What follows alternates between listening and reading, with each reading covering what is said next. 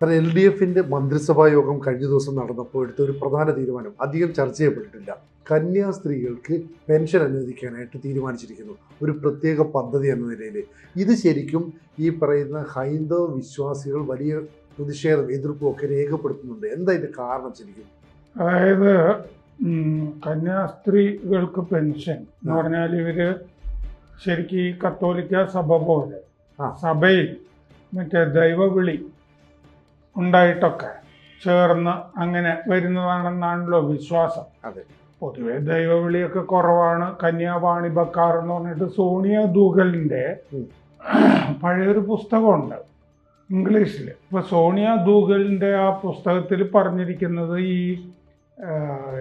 ഇതൊരു കച്ചവടമാണ് കേരളത്തിൽ നടക്കുന്ന. കേരളത്തിലെ ഈ കന്യാവാണിഭം, അതായത് കന്യാസ്ത്രീമാരെ ഇറ്റലിയിലേക്കുമൊക്കെ യൂറോപ്പിലേക്കുമൊക്കെ കയറ്റി അയച്ചിട്ട് അതിന് കമ്മീഷൻ തട്ടുന്ന ഒരു സംഘത്തിന്, സഭയിലെ സംഘത്തിനെ പറ്റിയിട്ടുള്ള പുസ്തകമാണത്. വളരെ പഴയ പുസ്തകമാണത്. അപ്പോൾ ഈ ദൈവവിളി ഉണ്ടോ ഇല്ലയോ എന്നുള്ള കാര്യത്തിലെ സംശയമാണ് ഞാൻ പറഞ്ഞത്. അതല്ല നമ്മുടെ വിഷയമെങ്കിലും. അപ്പോൾ സത്യത്തിൽ ഈ സഭകളൊക്കെ വളരെ റിച്ചായിട്ടുള്ള സഭകളാണല്ലോ. വിദേശത്ത് നിന്നുള്ള വരവും എല്ലാം ഉണ്ട്. കന്യാസ്ത്രീമാരാണെങ്കിൽ വലിയ വേതനം ഇല്ലാതെ സേവനം ചെയ്യാണല്ലോ, ദൈവത്തിന് വേണ്ടി, യേശുവിന് വേണ്ടിയിട്ടുള്ള സേവനം. കർത്താവിൻ്റെ മണവാട്ടിമാർ എന്നല്ലേ പറയുന്നത്. അപ്പൊ ഇവരെ വെച്ചിട്ട് ധനികമായ സഭ പൈസ ഉണ്ടാക്കിക്കൊണ്ടിരിക്കുകയാണല്ലോ. ഫ്രീ സേവനമല്ലേ, സൗജന്യ സേവനം. അങ്ങനെ സഭയ്ക്ക് വേണ്ടി പണിയെടുക്കുക ഇവര്, സഭ പൈസ ഉണ്ടാക്കുക, സഭ ധനികമാവുക. ഈ പെൻഷനൊക്കെ നികുതിദായകർ ചുമക്കുക ഇവർക്ക് വേണ്ടിയിട്ടില്ല. ഇതിൻ്റെ അകത്ത് നൈതിക പ്രശ്നങ്ങളില്ലേ? ഉണ്ട്. നൈതിക പ്രശ്നം മാത്രമല്ലല്ലോ ഉള്ളത്. നമ്മളൊരു സെക്യുലർ കൺട്രിയില്ലേ, മതേതര രാഷ്ട്രം. മതേതര രാഷ്ട്രത്തിൻ്റെ അകത്ത് മതസ്ഥാപനങ്ങളെ എന്തിനാണ് സർക്കാരുകൾ രക്ഷിക്കാനും സഹായിക്കാനും ഒക്കെ പോകുന്നത് എന്നുള്ള പ്രശ്നമില്ലേ? അവയ്ക്ക് നിലനിൽക്കാനായിട്ട് വേറെ പിരിവെടുക്കുകയോ എങ്ങനെയെങ്കിലും അവർക്ക് ചെയ്യാം. അപ്പോൾ മതസ്ഥാപനങ്ങൾക്ക് സാമൂഹ്യക്ഷേമ സൗകര്യങ്ങൾ സർക്കാർ ഏർപ്പെടുത്തേണ്ടതുണ്ടോ എന്ന് പറഞ്ഞുള്ള പ്രധാനപ്പെട്ട ചോദ്യമുണ്ട്. വളരെ വർഷങ്ങൾക്ക് മുമ്പ് മുക്രി പെൻഷൻ ഏർപ്പെടുത്തിയില്ലേ? മദ്രസ അധ്യാപകർക്ക് പെൻഷനൊക്കെ ഏർപ്പെടുത്തിയില്ലേ?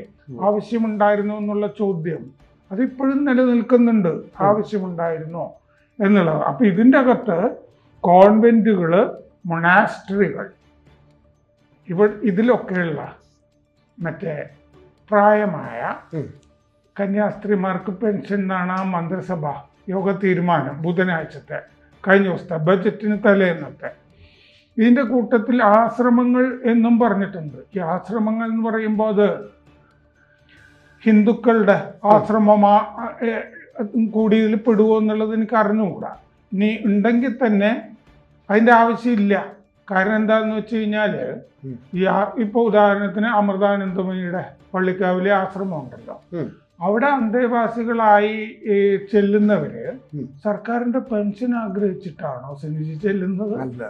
എനിക്ക് പള്ളിക്കാവ് ആശ്രമമൊക്കെ നല്ല പരിചയമുള്ളതാണ്. അവിടെ അന്തേവാസികളായി പോകുന്നത് പ്രായമൊക്കെ ആയി, മുമ്പ് ഏതെങ്കിലുമൊക്കെ പദവികളൊക്കെ ഉണ്ടായിരുന്നവരൊക്കെ ഇങ്ങനൊരു സ്ഥലത്ത് ഈ ഒരു ജീവിതം മതി, ശിഷ്ടകാലത്ത് ഇങ്ങനെ ജീവിക്കാമെന്ന് വിചാരിച്ചിട്ട് പോകുന്നവരാണ്.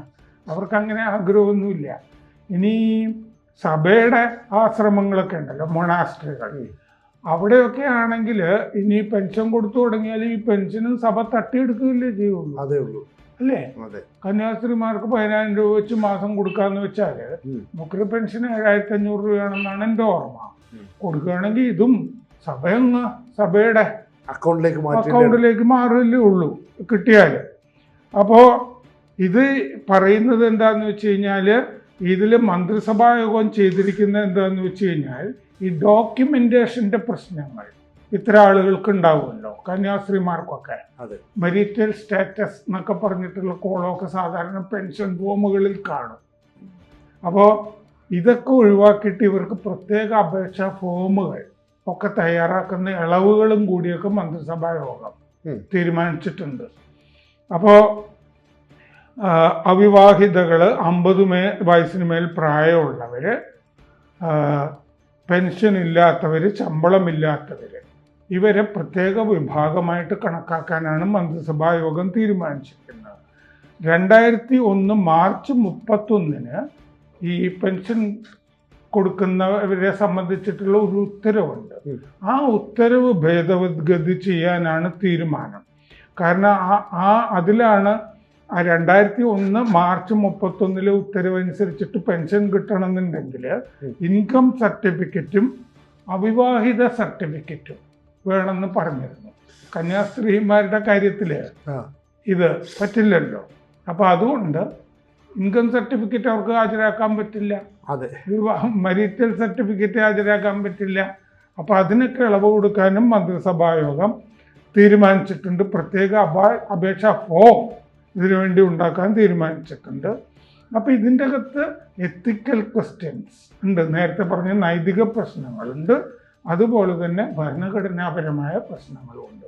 നമ്മുടെ ഭരണഘടന എന്ന് പറഞ്ഞാൽ മതേതരത്വം അടിസ്ഥാനമാക്കിയിട്ടുള്ളതാണ്. മതവും ഭരണകൂടവും സെപ്പറേറ്റ് ആണ്, രണ്ടും തമ്മിൽ കൂടിക്കൊഴിഞ്ഞ് പോകുന്നത് ശരിയല്ല. അപ്പോൾ അതുകൊണ്ട് കന്യാസ്ത്രീക്ക് ഇവിടുത്തെ ഏതൊരു വൃദ്ധ വാർദ്ധക്യത്തിലല്ലേ പെൻഷൻ കൊടുക്കുന്നത്, ഇവിടുത്തെ ഏതൊരു വൃദ്ധയും പോലെ വേണമെങ്കിൽ കന്യാസ്ത്രീയെ കരുതിയിട്ട് വാർദ്ധക്യ പെൻഷൻ എന്നുള്ളത് അല്ല ഇതിൻ്റെ അകത്ത് ചെയ്തിരിക്കുന്ന. ആരോഗ്യ സുരക്ഷ, വാർദ്ധക്യ പെൻഷൻ അങ്ങനെയല്ല ഇത് കണക്കാക്കിയിരിക്കുന്നത്. വൈകല്യം, ഇങ്ങനെ ഒരുപാട് കാര്യങ്ങൾ പെൻഷന് കണക്കാക്കാമല്ലോ. അഗതി പെൻഷൻ എന്ന് പറഞ്ഞിട്ടുണ്ടല്ലോ, അതൊന്നുമല്ല. ഇതൊരു പ്രത്യേക സ്കീം ആയിട്ട് തന്നെയാണ് വരുന്നത്, പ്രത്യേക പദ്ധതി ആയിട്ടാണ് ഈ കന്യാസ്ത്രീ പെൻഷൻ വരുന്നത്. അപ്പോൾ ഇത് സുരക്ഷാ കാരണങ്ങളോ ക്ഷേമ കാരണങ്ങളോ ആണ് ഇതിൻ്റെ പിന്നിൽ നിന്ന് തോന്നുന്നില്ല, മതപ്രീണനം തന്നെയാണ്. തെരഞ്ഞെടുപ്പിലേക്ക് പോവുകയാണ്. ഇനി ഇത് നടപ്പാക്കിയാൽ തന്നെ ഇനി വരുന്ന സർക്കാരിൻ്റെ, അത് UDF ആണെങ്കിൽ ഇതിൻ്റെ തലയ്ക്കാണല്ലോ, ബജറ്റിൽ പ്രഖ്യാപിച്ചിരിക്കുന്ന മറ്റ് പെൻഷനുകളൊക്കെ അതിൻ്റെ ബാധ്യതയാവും. അപ്പോൾ ഈ കത്തോലിക്ക സഭയ്ക്കൊക്കെ കാശുണ്ട്, സ്ഥാപനങ്ങളുണ്ട്.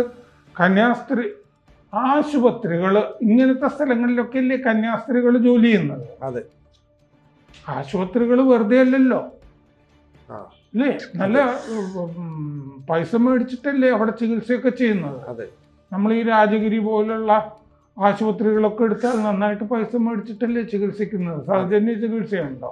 ലിസി ആശുപത്രി എറണാകുളം, എല്ലാ സ്ഥലത്തും കാശ് മേടിച്ചിട്ട് തന്നെയാണ് ചികിത്സ. അതെ, അപ്പൊ സഭയ്ക്ക് ഇവര് കർത്താവിന്റെ മണവാട്ടി ആയതുകൊണ്ട് ഇവർക്ക് ശമ്പളം, പെൻഷൻ തുടങ്ങിയ കാര്യങ്ങൾ മറ്റേ സഭ കൊടുക്കില്ലല്ലോ. പിന്നെ ഇതിൻ്റെ അകത്ത് കയറി അങ്ങനെയാണ് അത് നിശ്ചയിച്ചിരിക്കുന്നത്. പിന്നെ എന്തിനാണ് സർക്കാർ ഇതിൻ്റെ അകത്ത് കയറി ഇപ്പോൾ ഇടപെട്ടിരിക്കുന്നത്? അവർക്ക് സഭകൾ ശമ്പളം കൊടുക്കുന്നില്ല, കരാറുകളില്ല, സുരക്ഷ ഇല്ല. അപ്പം ആ സഭ തന്നെയാണ് വൃദ്ധരെ നോക്കേണ്ടത്. സഭയ്ക്ക് അനാഥാലയങ്ങളില്ലേ, ഓർഫണേജസ് ഉണ്ട്, സഭ നോക്കിക്കോളുമല്ലോ. അങ്ങനെ ഉള്ളൊരവസ്ഥയിൽ അപ്പോൾ സഭ സ്വത്ത് സൂക്ഷിക്കുകയും സഭ സ്വത്തുണ്ടാക്കുക, സർക്കാർ പെൻഷൻ കൊടുക്കുക സഭയിലെ ആളുകൾക്ക്, ഇതെവിടുത്തെ ന്യായമാണ്? അപ്പോൾ തൊഴിൽ ചൂഷണം സർക്കാർ ചെലവിൽ നടക്കുന്നു, ഇതല്ലേ സംഭവിക്കുന്നത്? തൊഴിൽ ചൂഷണമാണല്ലോ അവിടെ നടക്കുന്നത്, അത് സർക്കാർ ചെലവിലാക്കി കൊടുക്കുകയാണ്. സഭ തൊഴിൽ ചൂഷണം നടത്തുന്നു, അവരുടെ റിട്ടയർമെന്റ് പണം നമ്മൾ വഹിക്കുക, സമൂഹം വഹിക്കുക, നികുതിദായകർ വഹിക്കുക. ഇതെവിടുത്തെ ന്യായമാണ് എന്നുള്ളൊരു ന്യായമായ ചോദ്യമാണ്. അതേസമയം നമുക്ക് യോജിക്കാവുന്നൊരു മേഖലയുണ്ട്. ഇപ്പൊ സിസ്റ്റർ റണിറ്റ പോലുള്ള ആളുകളില്ലേ, മെത്രാന്മാര് തന്നെ പീഡിപ്പിച്ചു എന്ന് പറയുന്നവര്, അതുപോലെ തന്നെ മറ്റേ സിസ്റ്റർ ലൂസി എന്ന് പറഞ്ഞ ഒരാൾ വയനാട്ടിൽ നിന്നൊക്കെ ഇറങ്ങിയില്ലേ, സഭയിൽ പലതരം പീഡനങ്ങൾ സഭയിൽ നടക്കുന്നില്ലേ, അങ്ങനെ അഗതികളായി പോകുന്ന കന്യാസ്ത്രീമാരില്ലേ, അവർക്ക് പെൻഷൻ കൊടുക്കാമല്ലോ. അവർക്ക് പെൻഷൻ കൊടുത്തു കഴിഞ്ഞാൽ നമുക്ക് എന്താ വിരോധം?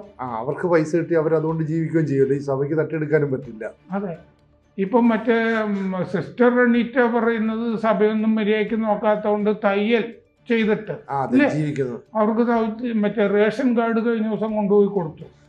അങ്ങനെ സഭ മര്യാദയ്ക്ക് നോക്കാത്ത ആളുകളുണ്ടല്ലോ, അങ്ങനെ അതുപോലെ ഈ വസ്ത്രം ഊരേണ്ടി വന്നിട്ടുള്ള ആളുകളൊക്കെ ഉണ്ടാവില്ലേ? തീർച്ചയായിട്ടും. മറ്റേ തൃശ്ശൂരിലൊരു കോളേജിൽ നിന്ന് അല്ലേ?